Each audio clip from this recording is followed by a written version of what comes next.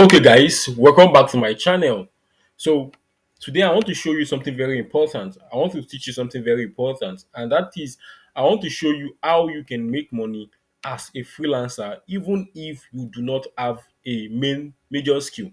If you don't have a major skill and you still want to make money, pay close attention to this video. All right, and even if you have a major skill, I'm going to show you how you can sell other skills. So, let's say you are a website designer and you wish to sell services outside your main skill. Probably you want to sell a skill like web development.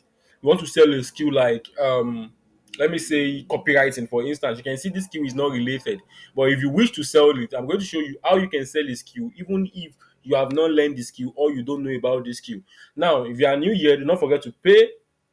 Don't forget to click the subscribe button and turn on the bell notification so that YouTube will update you anytime I drop a new video. All right. So now, this is what I want you to know. There are many methods to this. If you want to sell a skill that is not your major skill, so you have seen a lot of coaches, and even personally myself, I've told you if you want to become a freelancer, that you should learn a skill.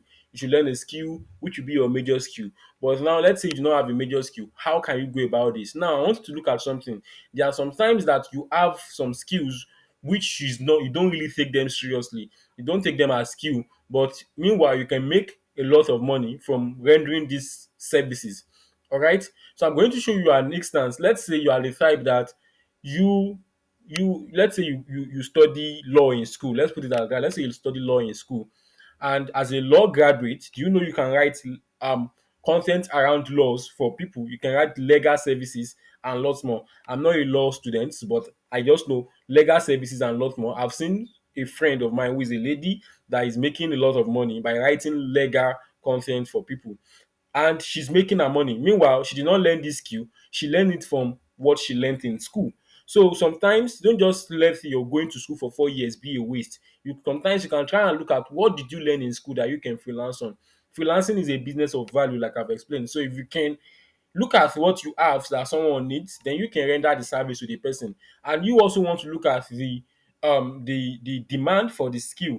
So as legal content, legal service, it is in high demand. All right, it is in high demand. If you look at freelance platforms, you can use it to know how the skill is in high demand. Will people need it outside the freelance platform as well? You can use it to know that. All right, as someone who want to write legal content, who want to write privacy and policy content, terms and condition content, you can see these content are kind of different from disclaimers content. They are different from the kind of content that others write. They are more of law content, law related content. All right, so you can see this skill is always needed. I'm just using it as an example. It's always needed because businesses we need to write content for their privacy and policy. They need to write content for their terms and condition and a lot more. And they will need someone who is law oriented, law experience to help them to write content like this. So if you can look at some things that you even learn in school, you can render them as a skill, even if they are not your main skill. So for instance, that's the first example that I use, Abi. I'm still going to show you other ways, but before then, let us go to Fiverr.com right now and let us search for legal content. So I just want this to be a frame for what I'm trying to say right now. All right. All right. So we have Fiverr.com loaded now. So let me just search for um legal content.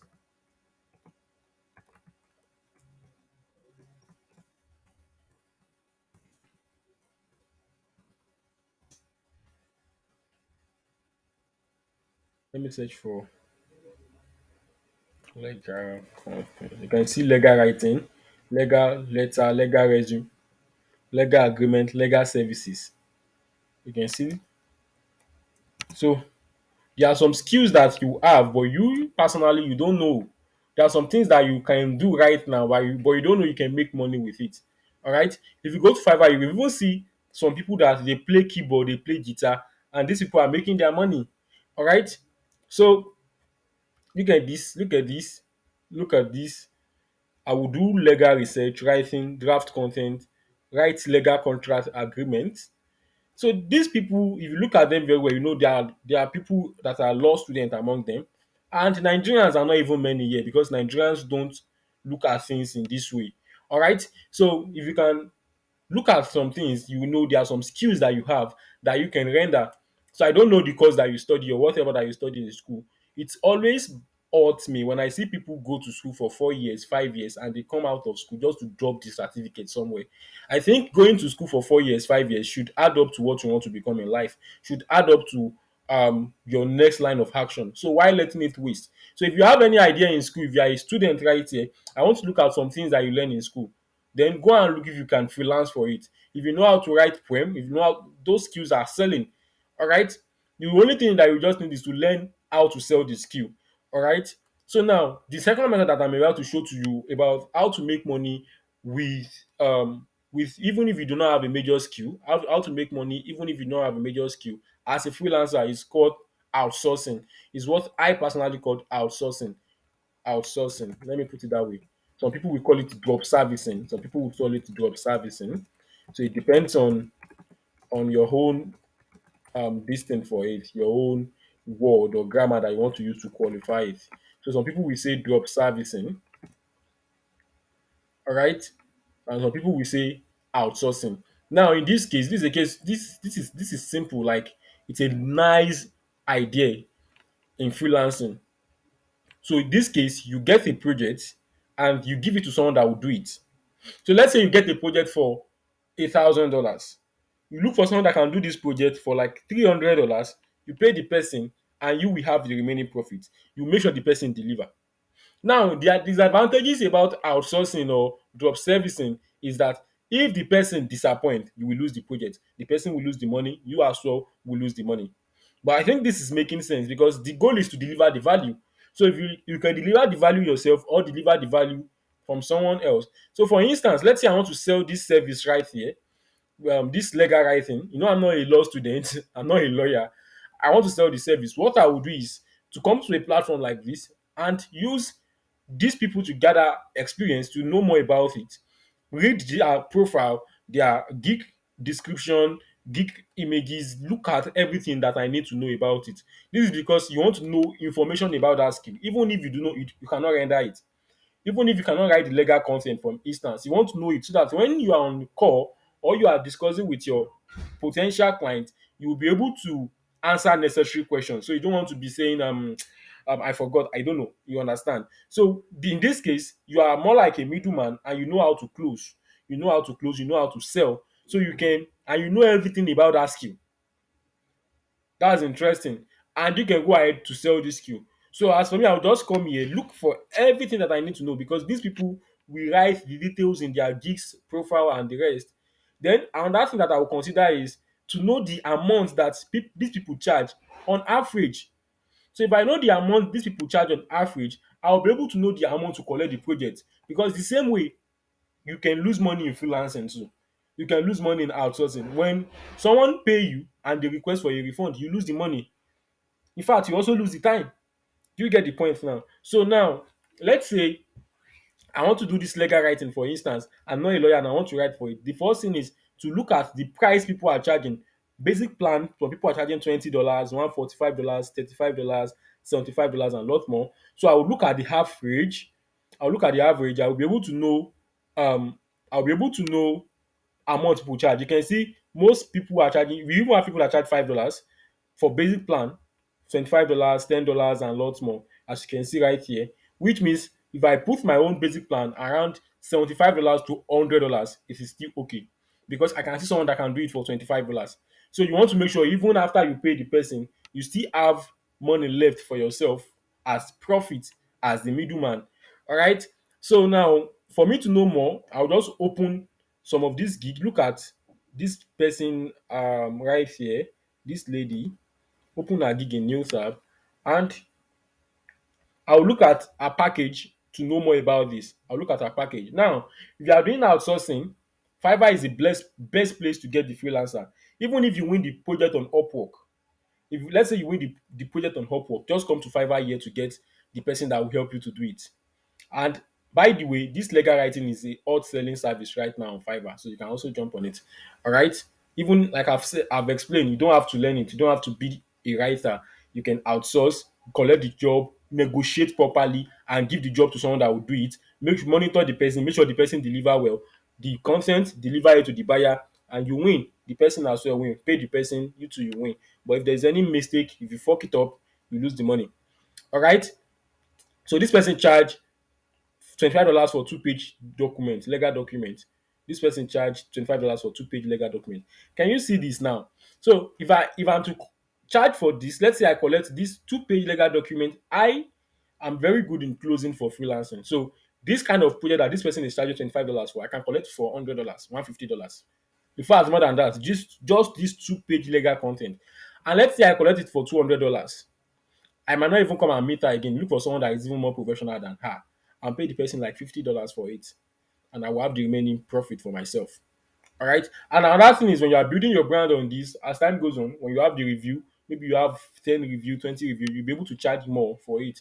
So you can even build a reasonable profile on this as a middleman. All right. So that is for people who are saying it takes time to learn a skill, it takes time to do this. But remember, learning a skill too is very, very important. All right.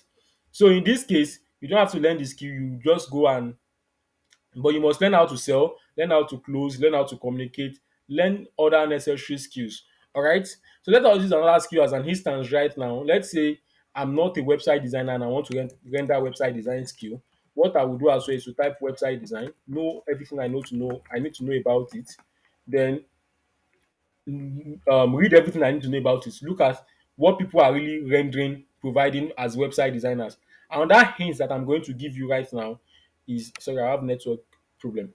Another hint, okay, so let me give you another tip when it comes to this outsourcing, and that is if you want to know more information about it, you can create an account as a buyer on a platform like this, Fiverr, and you can post a request about the project as a buyer. So let's say you want to hire a website designer, or let's say you want to know more about website design, how website designers communicate to win a job, how website designers charge for their gigs.